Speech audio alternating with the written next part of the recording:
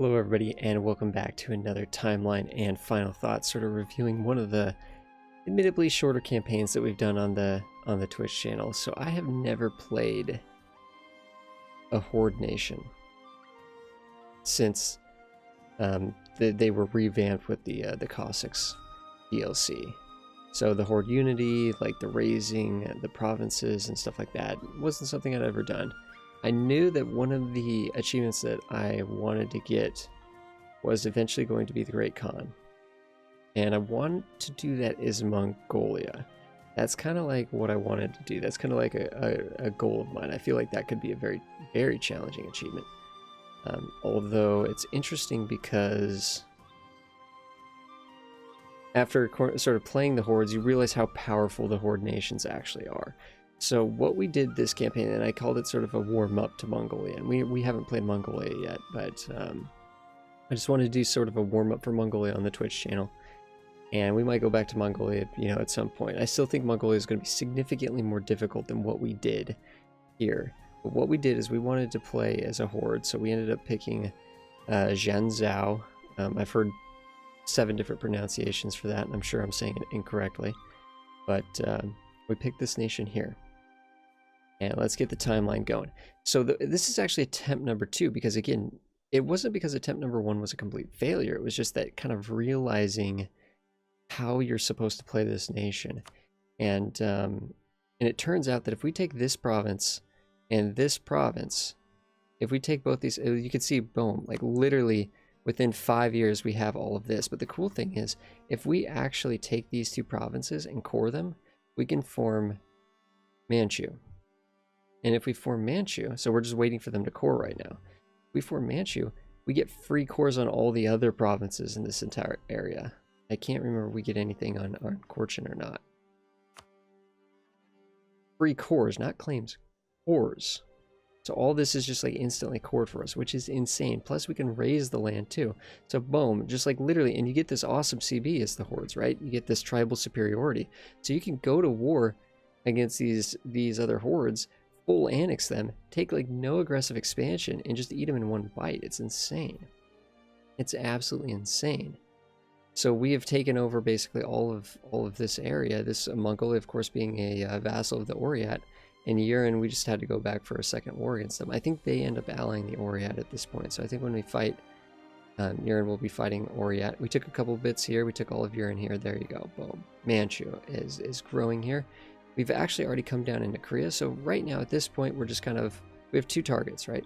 We're a tributary Ming. We're beating up Korea. We're beating up the Oryat. And we're going to continue to bounce between these 2.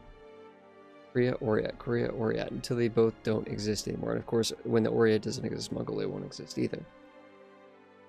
That's kind of what we're doing here for the next 10 years. Just kind of taking care of rebellion, because there's still a decent amount of separatism and such, and taking some more bites out of them. We can't quite fully annex them in one single war. They are too large, and there's 2 nations there, of course. Korea, I think, what, takes about 3 wars? It takes about 3 wars. The interesting thing is, Japan actually kind of got its stuff together pretty quickly too. I mean, we had seen that this was sort of a thing for a while here. So right after we annex the Oryat, which should be somewhere around the 1500 mark, when we take all of this for ourselves, Hydronum is basically telling me, Hydronum is makes YouTube content and Twitch content, and he knows way more about the game than me. And he was sort of explaining to me that there's this disaster that I had no idea of, right? Let's, whoop, spoilers. Okay, so there's this disaster that, let's pause the timeline for a second here, but there's this disaster where if there's a northern Horde, although I don't think you have to actually be northern, it would probably, if a Horde over here, bordered Ming. If we border Ming and we are not a tributary, not only do they get the modifier because we're not a tributary, just like a normal nation, but there's an extra disaster that's going to trigger on Ming. There's an extra disaster, so we break the tributary status so that this disaster can fire. But before the mandate is actually able to take down, and Ming has 100 mandate at this point. Ming is doing just fine, doing Ming things. Before the mandate's even able to take down, as this disaster starts to trigger, Ming instantly just declares on us. They realize that they outnumber us 4-1. They just instantly declare on us. So full mandate Ming declares on us, and for me that's a scary situation because I'm not a super expert at the game. At that point, I don't even know if we had a full 40,000. We might have had one stack of troops, and we have a bunch of bannermen. Don't get me wrong, we have a bunch of bannermen. We are Tengri, but we're also our syncretic faith is Confucian.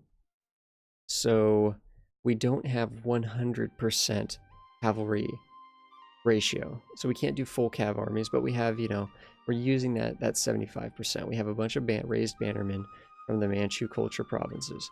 So, of course, those don't cost manpower. And they have an extra 10% discipline. They don't have manpower, which is really, really cool.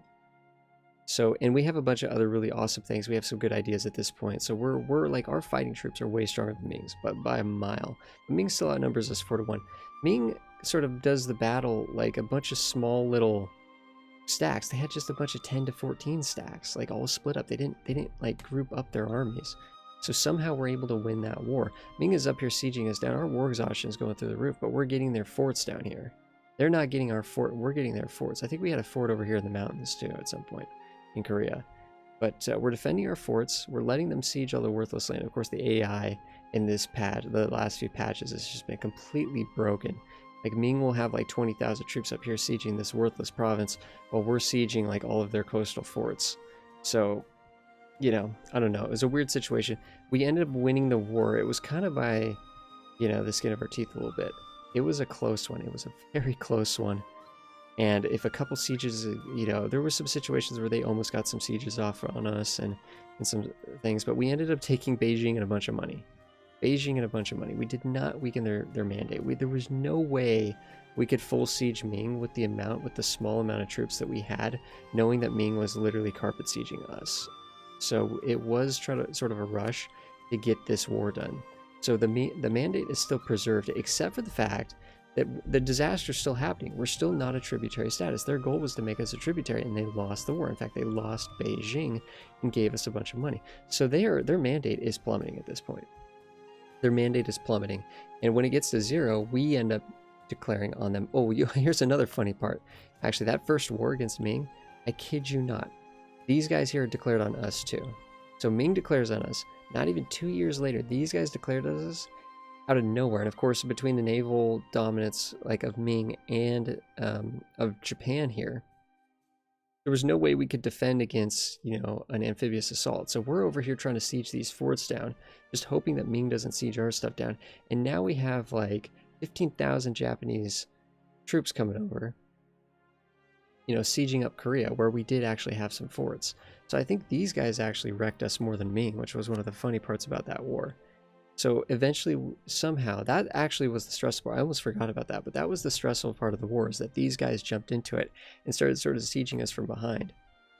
But we ended up doing a war against Ming when the disaster triggered, and their mandate was 0, and it was just such an effortless war. We took a bunch of centers of trade, a bunch of forts, tons of their centers of trade. That's what we're doing here.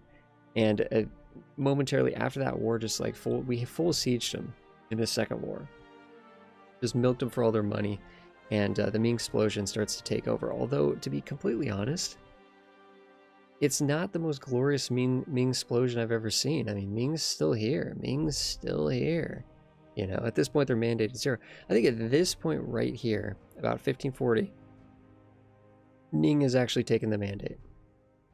Ming has taken the mandate, but they don't have the tributaries to maintain it. So it quickly goes to 0. We do form the Qin Dynasty. Okay. So we form the Qin Dynasty, which I didn't even realize takes away our horde status. So now we have all these armies running around with 75% cavalry, and we're not even a horde. So we end up getting completely shafted in that sense. I didn't even realize what I was doing. We lost our horde status. We also became Confucian.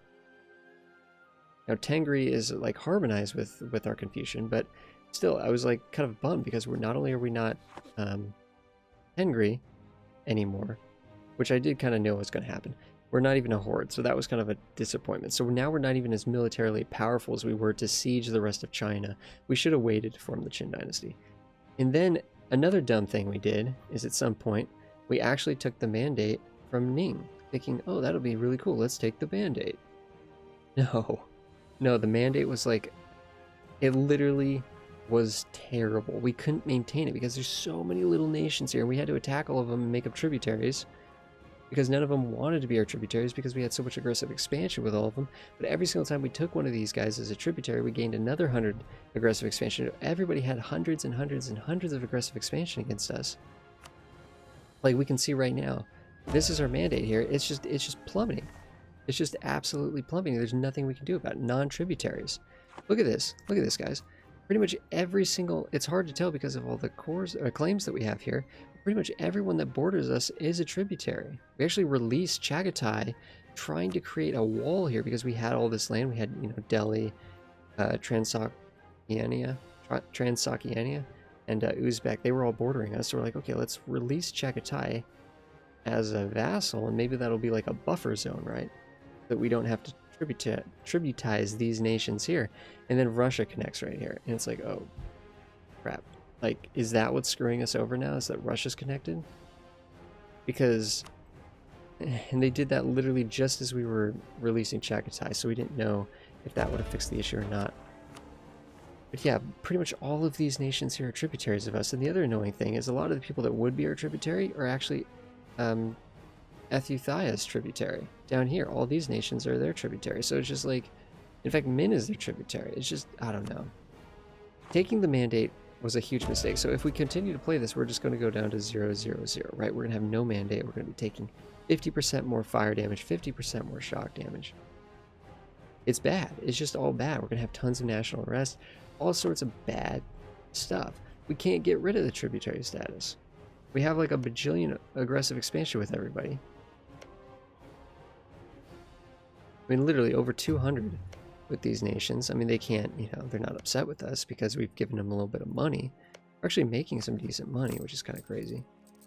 Well, relatively, you know. It's just weird. So we ended up kind of ending it here because one, we accomplished our goals. We got the achievement to form the Qin Dynasty. Then we got the achievement to be the Emperor of China as the Qin Dynasty. So we got that too. We also got the achievement to form Manchu. So we basically did everything we wanted to do. It's just that kind of sad that it ended. The last 15 years was this like vassal grab or tributary grab, right? We're just trying to tributize everybody the last 15 years. And it was just annoying. It was really just annoying, the fact that it didn't even pay off. We're not even gaining this. Like if we could get rid of this, if we could stay Manchu, if we were Manchu right now, all of this, we would literally have already annexed all of China if we were Manchu still. Because we actually attacked and sieged all of these. We forced tributized all of these nations here. All of our tributaries were basically forced into being our tributaries. So who knows, if we stayed Manchu and then we could have formed the Qin Dynasty. Once we were giant, it would have been a cool looking thing. You know, it would have been a cool looking dynasty. But we goofed up. We goofed up, but we learned a lot. And we know that the hordes are like incredibly powerful now. So that was really an interesting learning experience, that's for sure. And I definitely never want to deal with this mandate ever again. That's just a hassle. It's just not... It'd be one thing to start as Ming, but I think any nation that takes it from Ming is just going to have such a headache. Such a headache trying to get that to benefit them. And I'm not even really sure if, like, the benefits of having a high mandate... I mean, negative 2.5 on...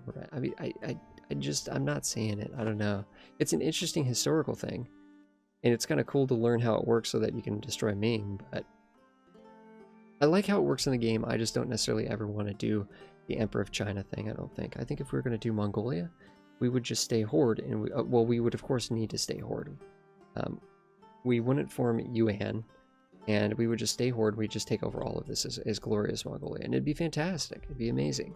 It'd be really, really fun. It was fun raising all the provinces, having tons of monarch points, literally sieging down 100 war score worth of high development provinces from Ming and actually like borderline netting administrative power. It's just like, it was glorious. It was glorious, but we made a few kind of anti-fun decisions to form the Qin Dynasty too early, which didn't know the consequences of that, and then to also take the mandate from Ning not fully understanding the consequences of that. But you know, we learned a lot. This is where it ends. We are now ready for Mongolia, potentially, as long as I feel confident that we're good enough to actually go for something like that. But at least I feel like I have the understanding of the geography in this area and how some of the mechanics work to actually effectively try to go for a run as Mongolia. Of course, Mongolia is tricky because you start off as a vassal of the Oiriat, which in itself isn't too tricky, but you're definitely one of the weakest hordes in this entire area, partly because you're not independent, but also because your development is really low. So thank you so much, everybody, for watching another final thoughts.